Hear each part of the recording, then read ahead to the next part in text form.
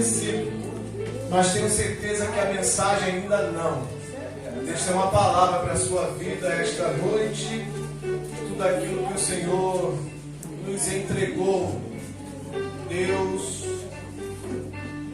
tem algo para nós esta noite. Se puder depois me dar um toque aqui, tá bom, pastor? Se precisar, dá um biquinho aqui na minha canela para saber que hora que eu faço, tá? Porque já viu, é professor, a gente gosta de falar, né? Se deixar, a gente vai até meia-noite. Tem problema não? Eu trabalho amanhã, mas não tem problema nenhum. Vou até meia-noite, tá? Tô brincando, irmãos. Eu quero voltar, né? A gente tem que deixar a porta aberta, né? Tá bem? Aí o pastor me avisa aqui, puxa aqui meu paletó, tá bom? Eu vou olhar de vez em quando aí, você fala, você dá um toque aí, dá um sinal, aí eu paro, tá? Jeremias capítulo 33. Como base desta mensagem, o versículo 3.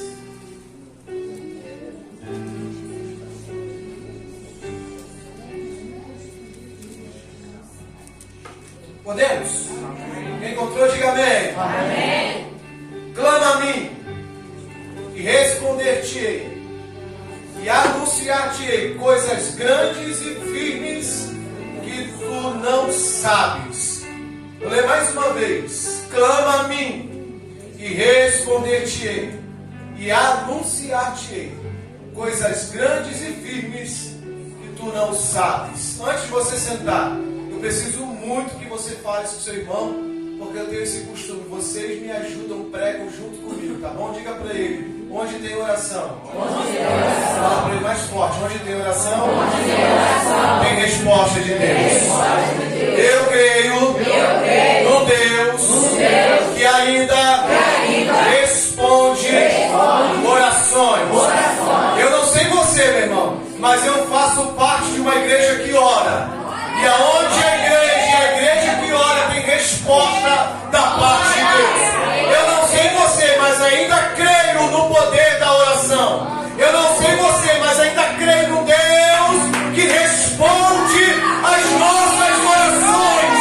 E eu vim aqui esta noite porque eu já decidi e já entreguei ao Senhor. Eu não vou pregar mais em lugar que o Senhor não me use. E se eu vim aqui esta noite, tem resposta de Deus para a tua oração aqui. Deus me trouxe para te dizer, Ele responde orações. Quem crê, senta, glorifica, glória a Deus. Glória. Aleluia. Meus irmãos, igreja do Senhor.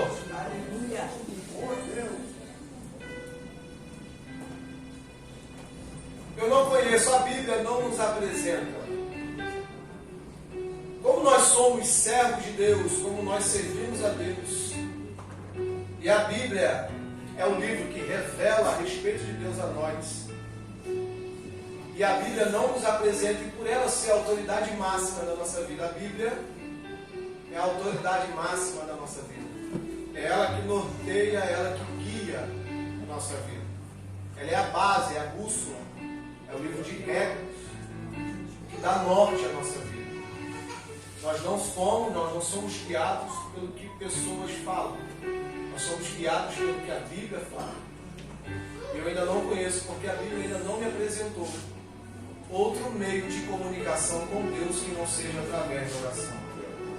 Não existe outra forma, não existe outro mecanismo, não existe outra situação, não existe outro método que não seja através da oração. Por mais que hoje a tecnologia esteja avançada, e a Bíblia vai falar sobre isso em Daniel, da multiplicação da ciência. Por mais que a ciência, daqui a uma semana, a tecnologia que nós conhecemos hoje já estará muito mais avançada, porque isso é um processo. Mas com toda essa tecnologia, com todo o avanço, não existe outro meio de comunicação com Deus que não seja através da oração. A oração ainda é, a oração foi, é e sempre será, até Jesus voltar, a única forma de nos comunicarmos com Deus. Por quê? Porque é através das orações que nós movemos a mão de Deus. Só a oração tem o poder de mexer, de mover a mão de Deus em nosso favor.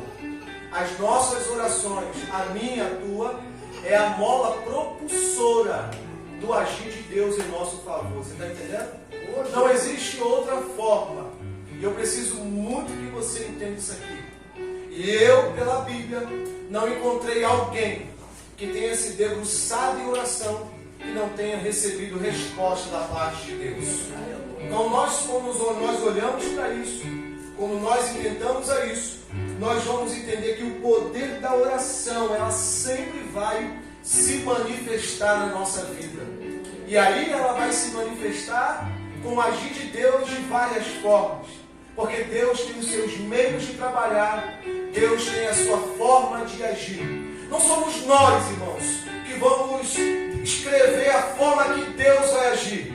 Nós vamos orar. Ore, saia de cena. Quando você orar, saia de cena. Porque quando você ora e sai de cena, Deus entra em cena. É a hora dele entrar em cena e fazer. Então, quando nós entendemos que a oração é o único meio, o único veículo de comunicação com Deus, é a única forma de nós fazermos que a mão de Deus se mexa, que a mão de Deus age em nosso favor, nós vamos entender isso. Por quê? Porque eu não conheço pela Bíblia nada que faça Deus se inclinar no seu trono que não seja através do clamor, entende? Porque o Salmo 40 vai revelar isso. Oh glória! Eu esperei com paciência no Senhor, e Ele se inclinou para mim e ouviu o meu clamor. Então entenda, a única forma que vai fazer Deus se inclinar do trono ou levantar do trono é através das nossas orações. É a hora que Deus se manifesta, é a hora que Deus faz, é a hora que Deus se revela, é a hora que Deus opera, é a hora que Deus age.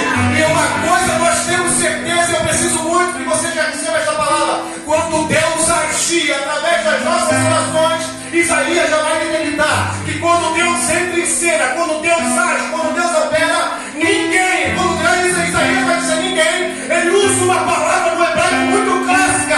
Quando ele diz ninguém, está dizendo ninguém na terra, nem embaixo da terra, nem no céu vai impedir o agir de Deus em nosso favor. Então nessa noite eu quero pregar aqui, estou pregando a uma igreja que ainda crê na resposta de Deus às nossas orações. E quando Deus agir, ninguém vai impedir. Glória! Quando nós oramos, Deus age. É assim, irmãos. E eu não conheço, a Bíblia não mostra um Deus além do nosso Deus. Não existe um Deus como o nosso Deus, porque não há muralha que Ele não derrube, não há mar que Ele não abra, não há porta que Ele não abra, não há gigante que Ele não derrube, não há rio que Ele possa parar para ele passar, porque nosso Deus é assim, irmãos. A porta que Ele abre, ninguém fecha. A porta que Ele fecha, ninguém abre. É o Deus que exalta, é o Deus que abate, é o Deus que levanta, é o Deus que faz cair, é o Deus que joga no leito, mas é o Deus que tira do leito. Aleluia. Quando eu olho para a Bíblia, poderíamos, e eu acredito muito que eu não vou conseguir falar tudo que tenho para falar, porque se nós fôssemos falar só de oração, eu precisaria dos pastores aqui pelo menos 3 dias consecutivos só para falar de homens e mulheres na Bíblia que oraram e Deus respondeu, que Deus fez, que Deus realizou. Se nós abríssemos oportunidade aqui para falar e convidar irmãos que tiveram testemunho do agir de Deus através da oração, ficaríamos aqui talvez 3, 4, 5, 6, ou quem sabe até os judeus que ficam 8 dias celebrando em festa, 8 dias comemorando porque é costume dele, talvez ficaríamos aqui 8 dias ininterruptos, irmãos pedindo a oportunidade de contar o testemunho do que Deus fez através das suas orações. Isso nada mais é do que a prova de que nós não devemos parar de orar, até porque o conselho da palavra de Jesus disse: o dever de nós orarmos e não desfalecer. E Paulo vai nos ensinar de orarmos sempre sem cessar. Então entenda, a oração não é opção,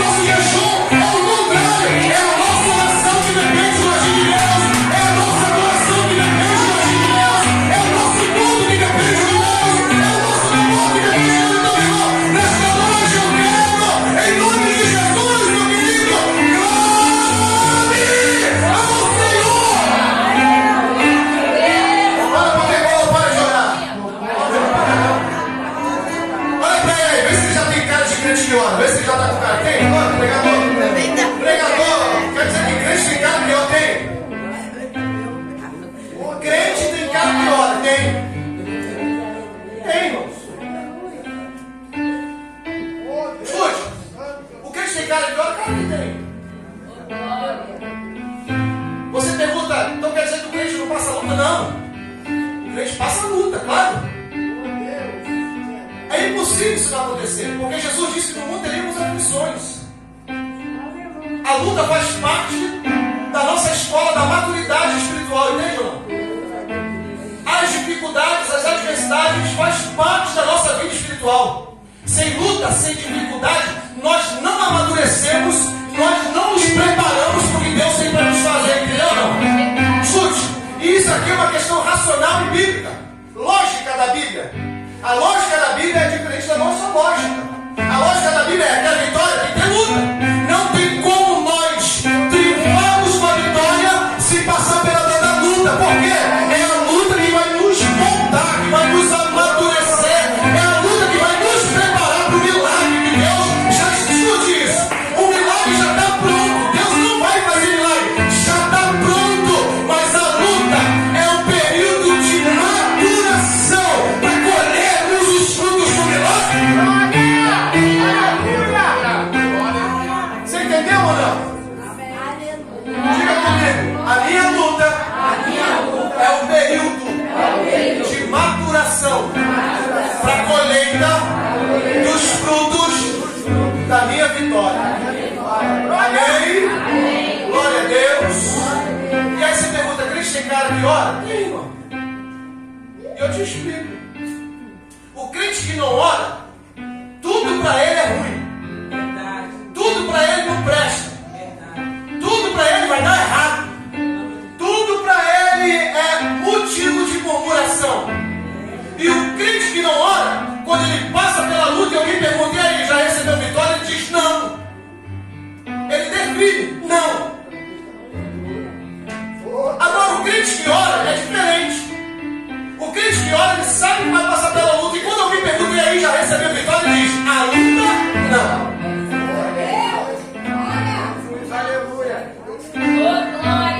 Por quê? Porque ele sabe que a sua oração é a mola propulsora para o agir de Deus na sua vida. Ele sabe que a vitória vai chegar. Diga para o teu irmão, a vitória vai chegar. Fala para ele, está chegando. Escute, ela já está pronta. Fala para ele, já está pronta. Agora, para chegar, é um processo de Deus, mas ela já está pronta, amém?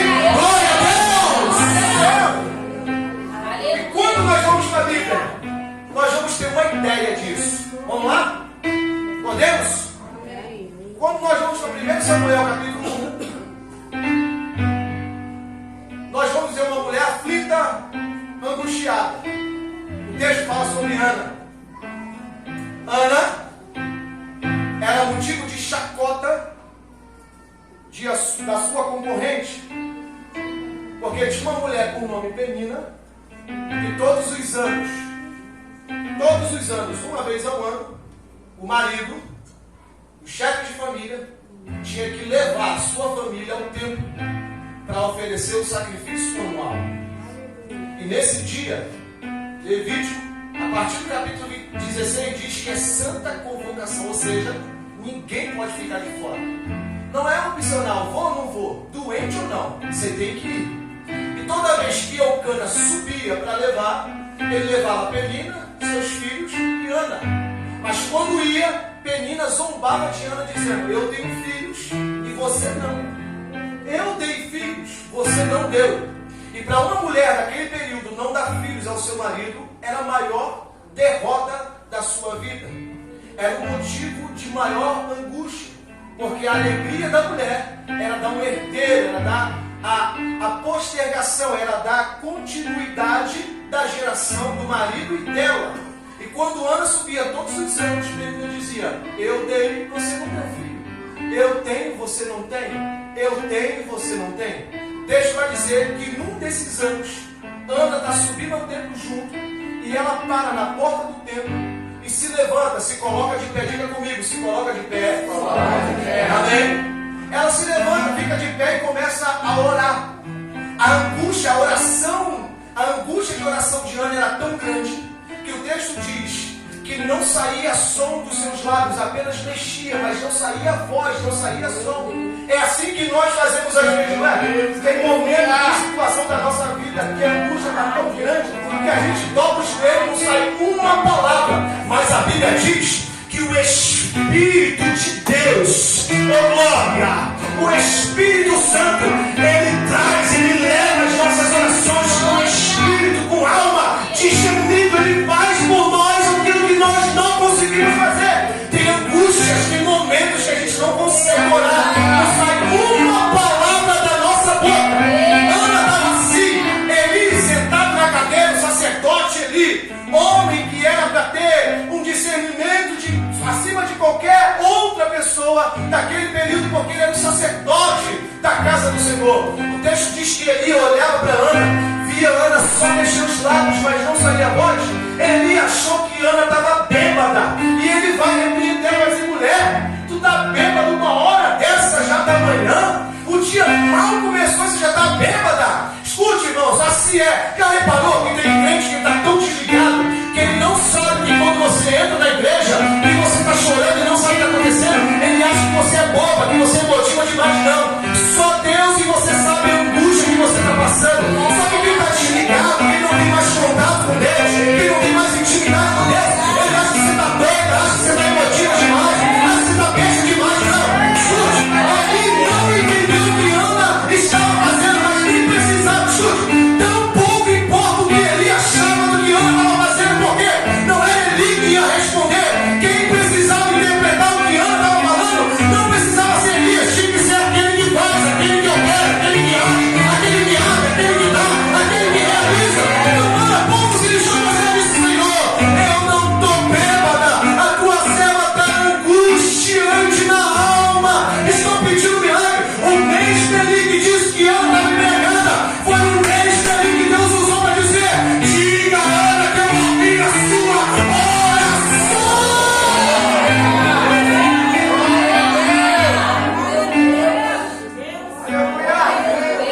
O texto diz que quando Ana ora, Deus responde a oração de Ana. Como? Meses depois, Ana aparece com o maior barrigão.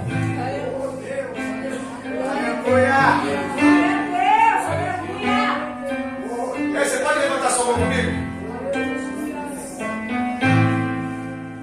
Pouco importa o que eu vou achar da tua oração ou como eu vou interpretá-la. A quem importa a tua oração é aquele que pode fazer a teu favor. Pouco importa o que eu vou achar da tua oração como você orou. Aí importa aquele que vai ouvir, que vai responder a tua oração. E a partir disso aqui, em nome de Jesus, eu profetizo sobre a tua vida que o que Deus tem preparado para você através da tua oração, Deus vai te dar. E meses depois você vai aparecer com a bênção concretizada. E todos verão quem é Deus sobre a tua vida. E vão dizer como o povo disse quando Elias estava lá no monte, quando ele viu os profetas: só o Senhor é Deus, só o Senhor é Deus, só o Senhor é Deus, só o Senhor é Deus, só o Senhor é Deus, só o Senhor é Deus. Quando nós olhamos para a Bíblia, nós vamos ver em 2 Reis, capítulo 20, a partir do versículo 1. O rei Ezequias está doente, e a doença de Ezequias era para a morte. Era uma doença incurável. Já estava sentenciado, porque Isaías entra no palácio, vai até o quarto do rei. E para ir até o quarto do rei, ter essa liberdade, segundo os historiadores, Isaías era primo de Ezequias. Ele tinha livre acesso. Mas antes de ser primo, Isaías era profeta de Israel. Ele entra e entrega o que tem que entregar a Ezequias. Eu acho lindo o profeta assim. Tem profeta que rodeia muito, sabe? Tem profeta que vai lá em Caxias, passa no Sarapuí, dá uma voltinha em Campos Elíseos, vai lá em Santa Cruz da Serra, aí vai em Xerém, depois ele volta em Santa Cruz de novo, sobe a serra, volta e chega aqui.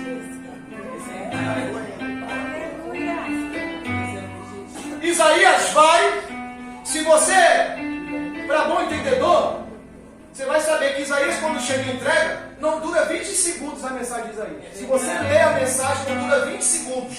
Tem profeta que demora 1 hora para te entregar uma coisa de 30 segundos que Deus queria falar contigo, demora 1 hora. Você escuta língua estranha dele do que o que Deus quer falar. Verdade. Aí você pergunta, por que, pregador? Pergunta. Por que, pregador? Ele quer glória para ele, irmãos. Ele quer glória para ele. Porque quando a pessoa vê que Deus fez, você vai lembrar dele. Escute, eu não quero que você lembre de mim nessa mensagem. Eu quero que você se lembre que Deus falou contigo nessa mensagem.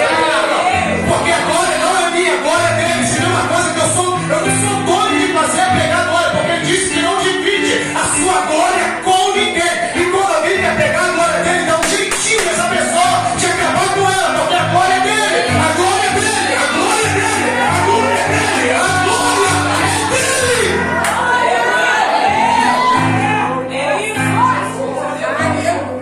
Aí ele entra e diz, ele não chama Isaías de rei, ele não fala, oh meu rei.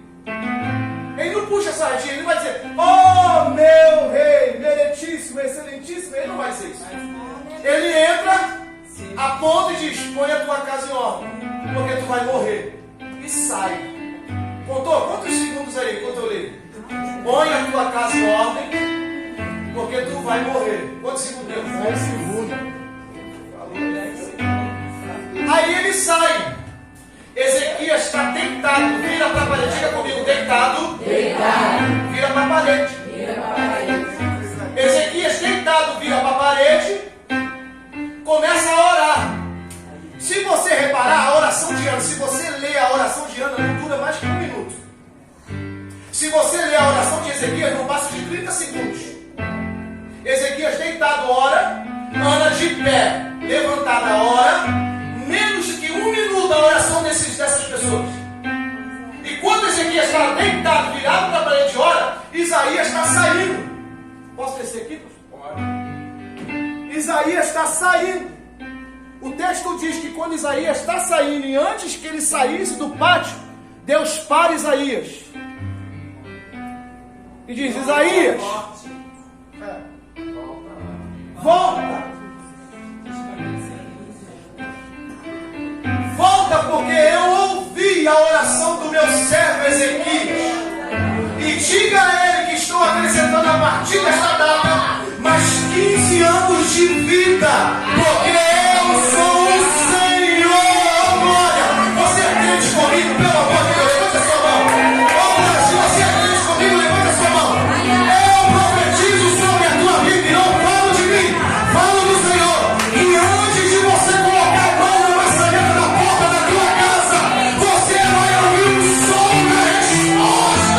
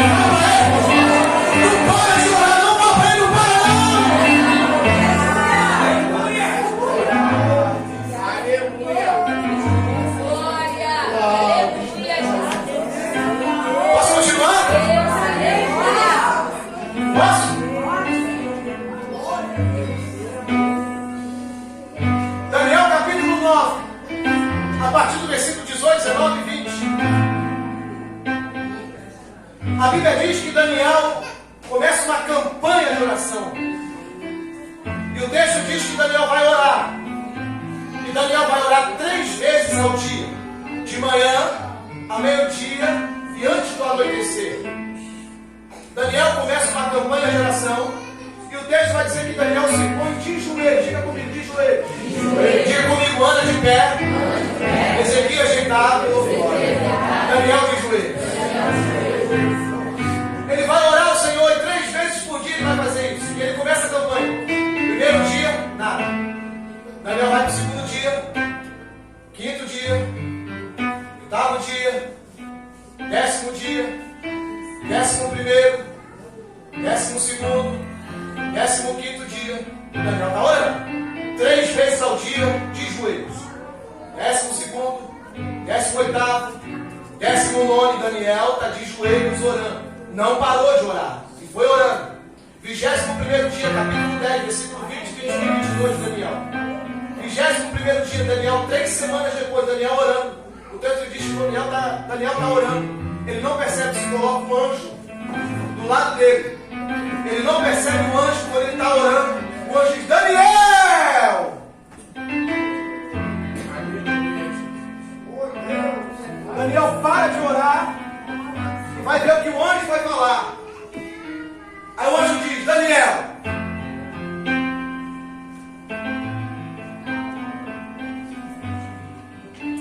desde o primeiro dia que tu aplicaste o teu coração em oração, partiu a ordem dele, e eu vim por causa da tua oração.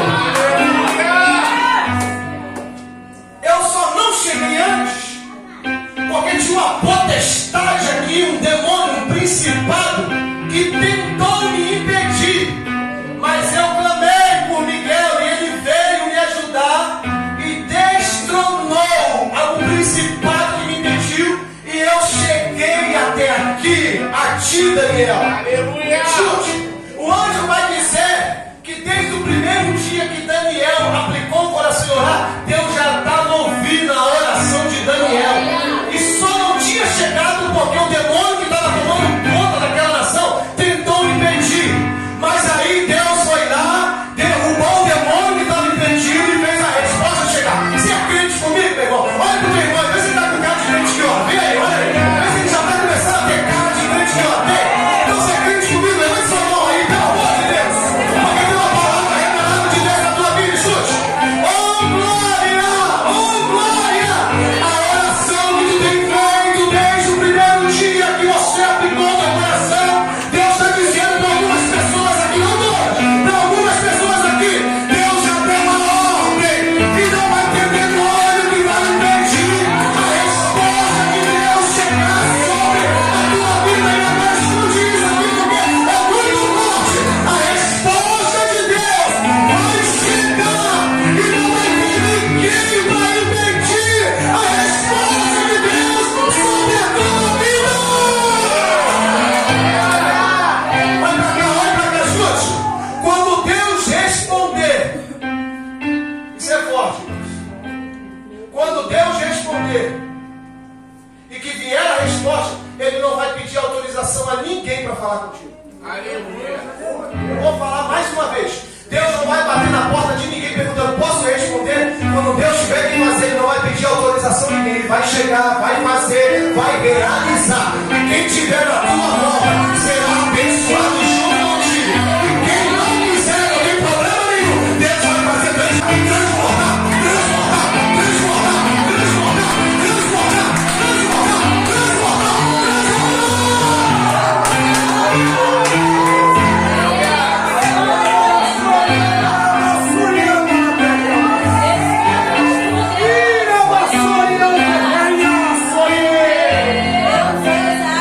Diga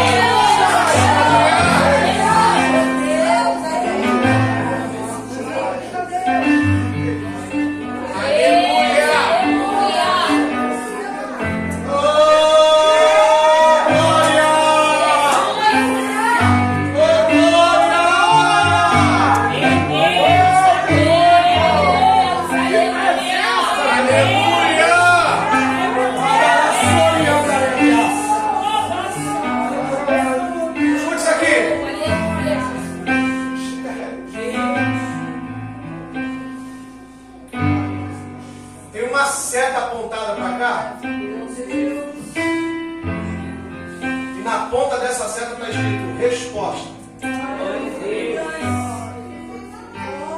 Dentro da seta está escrito milagre.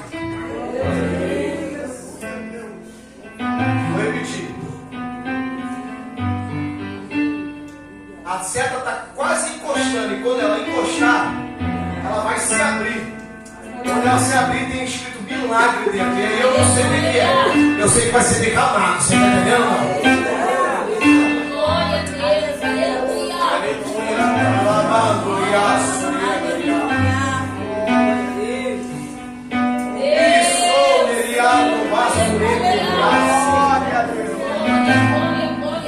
Oh, glória!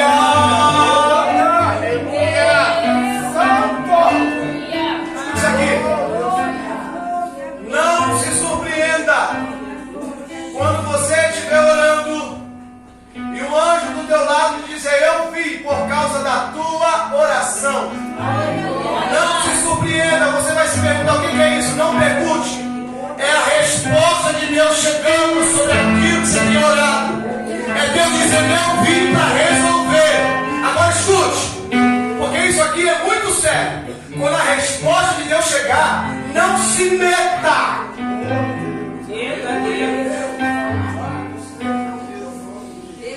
Não se meta. Porque nós oramos e muitas vezes nós não estamos preparados para ouvir a resposta de Deus.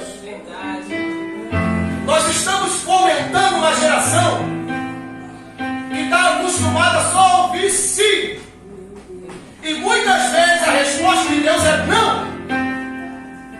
Só que a resposta de Deus sendo não, não significa que é negativo. E eu vou dizer algo aqui que Deus mandou dizer que é muito forte. Se você quiser pegar, aí é contigo. Quando a resposta de Deus chegar e se for não entenda como negativismo, porque a gente não tem essas coisas de positivismo. Isso não é coisa pra gente. A gente não quer em magia, nada disso. A gente crê no agir de Deus. E o agir de Deus muitas vezes vem com não. Escute. E quando não chegar, não entenda como resposta negativa. Quando não chegar, entenda como livramento de Deus.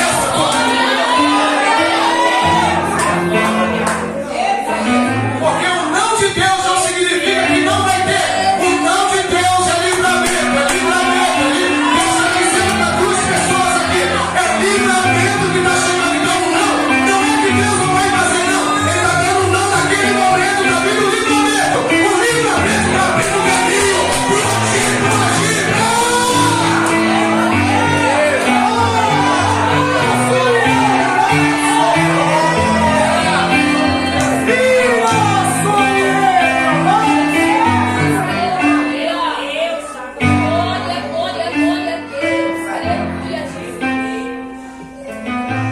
Isso é simples, irmãos.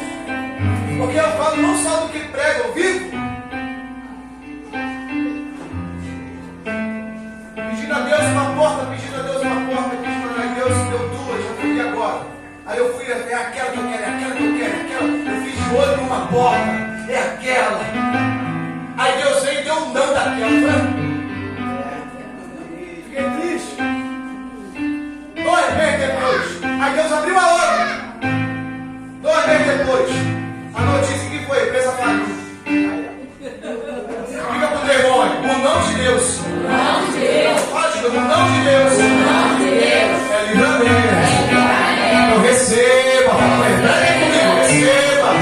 Fala, receba o livramento de Deus.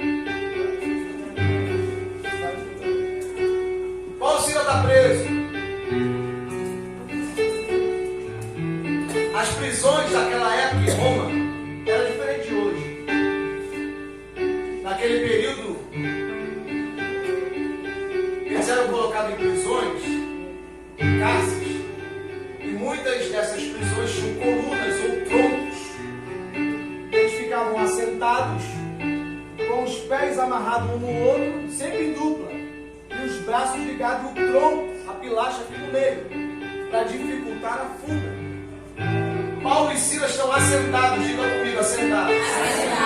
Vamos recapitular. Ô, irmão, eu amo a Bíblia. Diga comigo, Ana de pé. Ana de pé. Ezequias deitado. Ezequias deitado. Daniel de joelho. Daniel de joelho. Paulo e Silas sentados. Paulo e Silas sentados. Estão sentados. Jesus. Não tinha nada para fazer. O texto não fala. Mas o pregador tem essa mania de conjecturar. A gente vai lendo o texto e fica boiando, né? A gente fica viajando. Será? E eu não estou ferindo o princípio aqui não, tá? O que eu estou falando aqui não está ferindo nada. Ele não tinha nada para fazer. Ele estava aqui, Paulo e Silas. E aí, Silas? Ô, Paulo. Ai, fala comigo. E aí, Silas? Não tem nada para fazer. Vamos fazer o quê? Aí não sei se foi Silas, se foi Paulo. Vamos orar.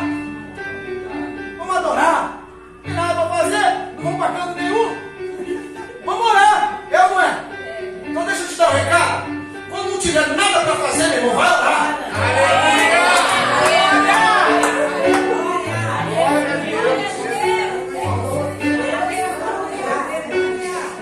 Tem irmão que diz assim, não tem nada para fazer, está entediante, não tem nada, não está entediante, vai orar. Vai orar. Não tem nada para fazer, vai louvar, vai adorar, vai cantar. Vai exaltar o teu Deus, faz alguma coisa para Ele, faz alguma coisa por Ele, faz alguma coisa com Ele. Quando não tiver nada para fazer, vai orar. Não nada para fazer. Aí o texto diz que não tinha nada para fazer, eles foram. Aí diz o texto que perto da meia-noite, Paulo e Silas oravam e cantavam. Quando o terremoto acontecer aqui e as cadeias que vão se abrir, um terremoto vai acontecer, o inimigo vai ceder, porque não há cadeias onde há amor. O texto diz que Paulo e Silas estavam orando Glória. e cantando.